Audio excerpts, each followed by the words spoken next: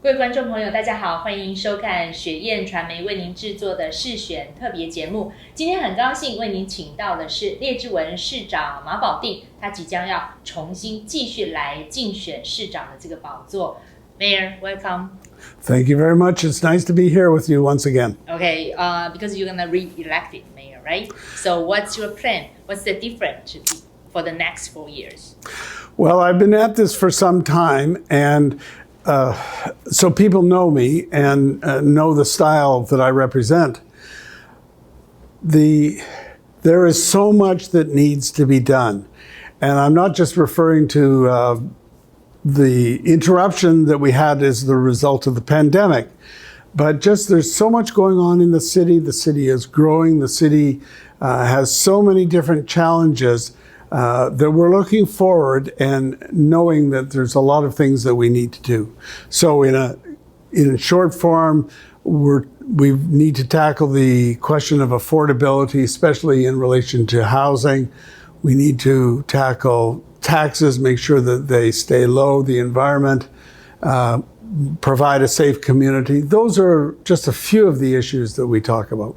Okay, I think there's no silver bullet for the housing issues, but what will you say about it? You are right. You are absolutely right. If there was a silver bullet, we would have done it long time ago. It's a very complex and complicated issue. There's many different ways that it can go, and many different things that you can try. What it comes down to for our city is we work with the development community, and they provide affordable housing units or funds for every rezoning that takes place. So if you've got a large rezoning of 60 units or more, you have to give 15% of the units have to be for affordable housing, 15% have to be for rentals, and the rest can be the market condominiums. And that's in a straightforward case. But even if you have one lot and they want to subdivide it into 2 lots, there's an affordable housing contribution for each one of those. So we are doing, trying all kinds of different strategies. There's all kinds of different approaches. There's no one answer that we can adopt. We're just doing everything we can. I think a lot of discussion regarding the farmlands in Richmond. So what's your opinion? People say, we got a lot of farmland, maybe we can just rezoning those farms. But some people say, no. We need to keep the Debbie, there's no way that the farmland is going to be rezoned for housing or something like that. Yes, you could take all the farmland and you could make it all residential. It is provincially protected. The city is equally protective about the farmland. The agricultural land reserve is about 40% of our total land base. I don't see that changing. It may be tempting, but it's not on. Mm-hmm. Let's talk about traffic. It's getting worse on the city centers. Is there any better way to solve the problem? Traffic is one of those issues that is always going to be part of us, and we're always going to be working on different strategies. We've done actually a number of things. For instance, if I want to go to the north end of Richmond, I probably won't take number 3 road. I'll go along Minaroo or I'll go along Garden City. That is a strategy. We've had a strategy to build up the roads around number 3 road so it gets people off of number 3 road. So for instance, River Parkway, which is that new area on the old railway corridor which goes from Cambie to Gilbert. One of the reasons we had that built was to get cars off number 3 road, and thousands of cars are on that stretch each and every day, instead of having the cars on number 3 road. So yes, it is a constant pressure on us to decongest the city. We are trying to, first of all, deal better with the cars and get them off the main roads. And secondly, we have the strategies that we're trying to have fewer cars. So if you're in one of the condominiums in the city center, we encourage you to take public transportation, mostly the Canada line, but also could be buses, instead of taking your cars. So you don't have as many cars, you don't have as much need for parking in those situations. Is it possible to extend the SkyTrain? It'd be very nice to extend it at least as far as City Hall, if not to Steveston Highway, if not out to Steveston. With the competing pressures and the cost of that, I actually don't see it happening. But at TransLink, we're working on those kinds of strategies all the time. The long-term plan calls for some kind of extension from where the Canada line is up to Steveston Highway, and then certainly over to the Riverport area, if not to Steveston as well. So it's really that whole stretch in there.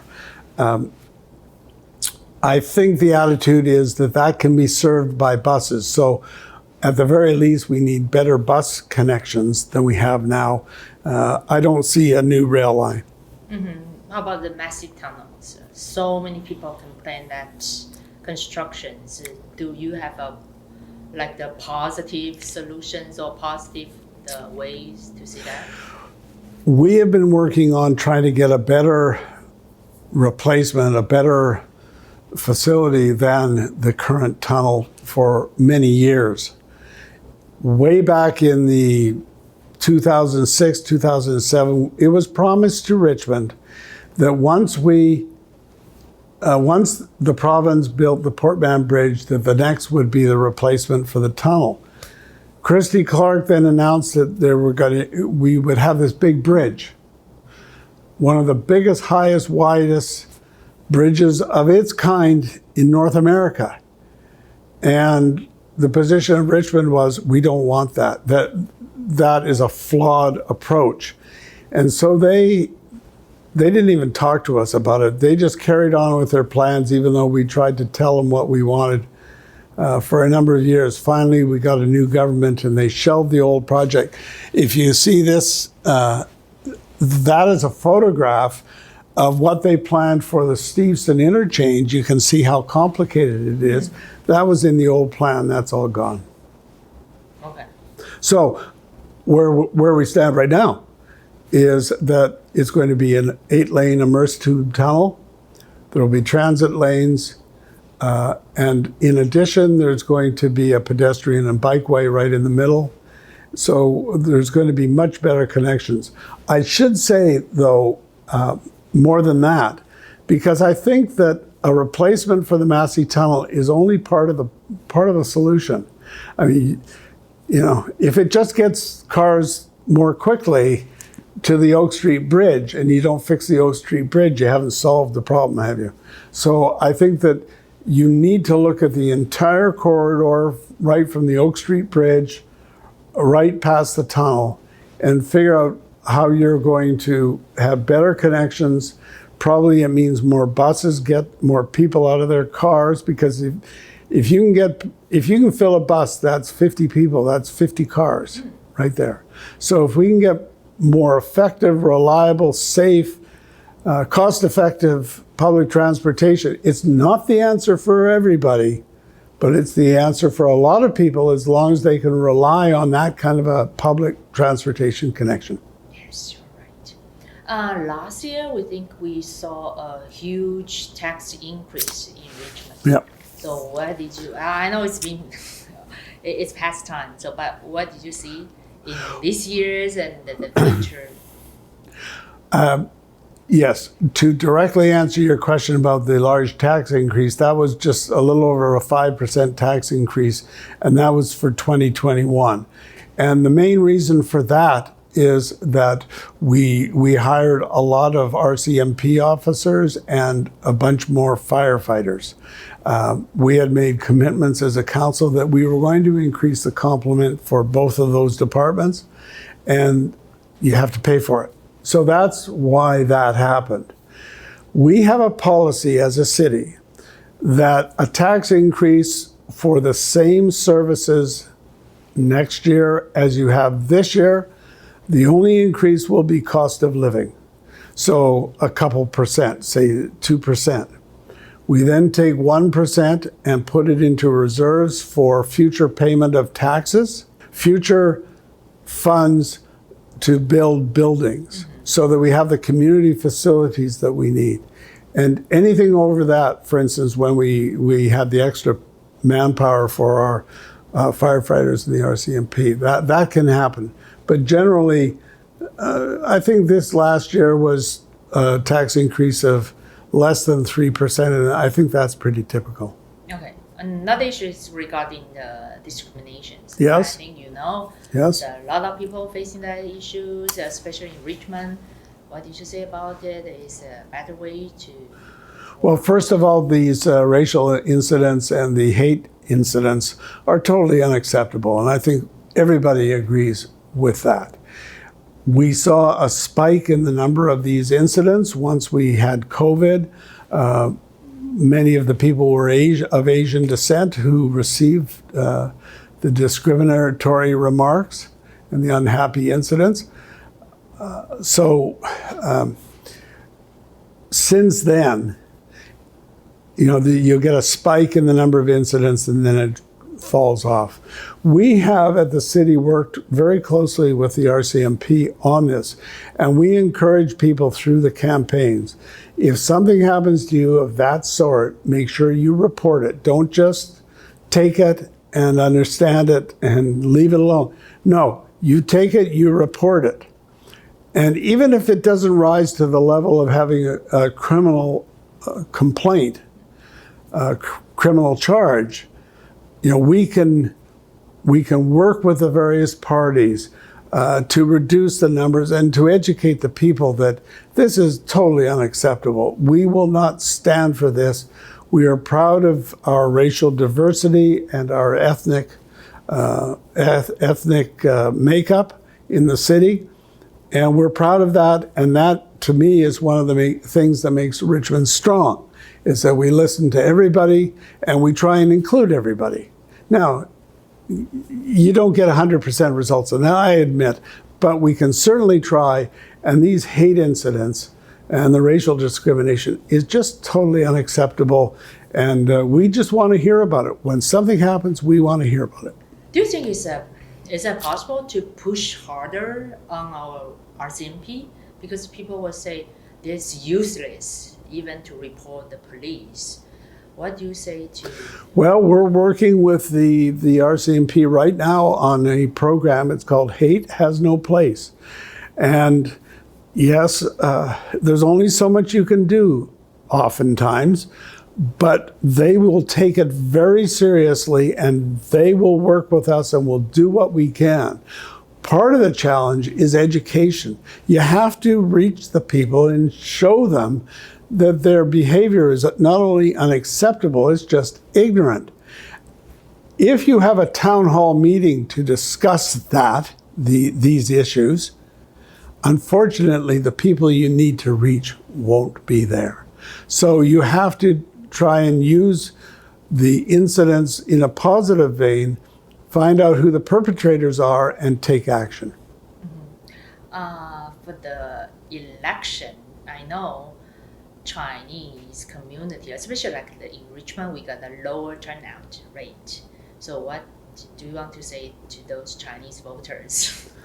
Well, the same thing as every voter, but more emphatically, one of the reasons we have a democratic process and the reason that our system works, even though there's bumps in the road, our system works because people vote. It's important that everybody know the importance of coming out to vote. There's a number of ways to do it. You can apply for a mail ballot and you can send your ballot in if you're not going to be around. You can go to the advanced polls on October 1st, 5th, 6th, 7th, and 8th, or you can go to your own polling place on October 15th. So there's any number of ways to do it. People have fought and died to make sure that we have the democratic process here in this country. And so it's important. We at the city rely on input from the residents, from our citizens. And if things don't go perfectly, if you want to comment later, you need to have voted in the beginning. We just can't emphasize how important it is that you have the right to vote and you need to get out there and do it. Last question. I think you are the longest serving mayor in Richmond. So one day people will say, wow, that's the legend of the Malcolm Brodie. So far, how do you judge yourself? What's your most achievement by your thinking? Well, if you look at the buildings, you can see the changes in the buildings, especially in our downtown area, but also along the various arterial roads as well, where we have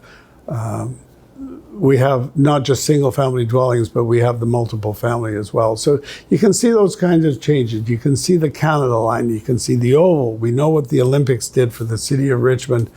And we've built facilities, and we're going to build a new Stevenson Community Center, and there's going to be a new one at North Capstan, on Capstan Way. And there's going to be a new Capstan Canada Line station. Those are the things you can easily point to and say, we built that and we changed Richmond. But I think that when I look back over my time as mayor, as important as those things are, and it is important because we're growing and we need the facilities, we need this for our residents, we also have the people who live the longest on average here in the city of Richmond. And I think that there's a lot of reasons for that, but we encourage people to be active and people to be healthy. And we want to have a very high quality of life and have those residents, not only do we share their perspectives, but we're able to provide the services that they want to have. So ultimately, whenever I finish my terms of office, I'll want to feel that the city is in better shape than when I first came in, and there have been lots of changes, and we have to make sure that we're better. Okay, add one more, because you mentioned the Canada Line and the Oval. So I'm just thinking, do you looking forward to another Olympic in Vancouver and Richmond? That's a very difficult question to answer. I don't know whether that's going to happen or not. They talk about 2030. I just don't know. I think it's fair to say if we do have the Olympics in 2030, the last time we were a full venue city. Not only did we have the Oval with the speed skating, but we had the entertainment zones. We had entertainment every night. We had the Heineken House. We had a full range of activities over at Minaroo Park. I think that it would be a lesser type of involvement if we got involved in 2030. Probably we would have the Oval involved with the long track speed skating, but we probably would not have the range of activities throughout the city. Is it going to happen? It's hard to say. We're really not involved in the planning process. Others have to make decisions. We have to see the business case for what they want from the city of Richmond, and then we'll decide. Thank you, Mayor. Thank you for your all contributions. Well, thank you, Debbie, and I'm glad you were able to come over.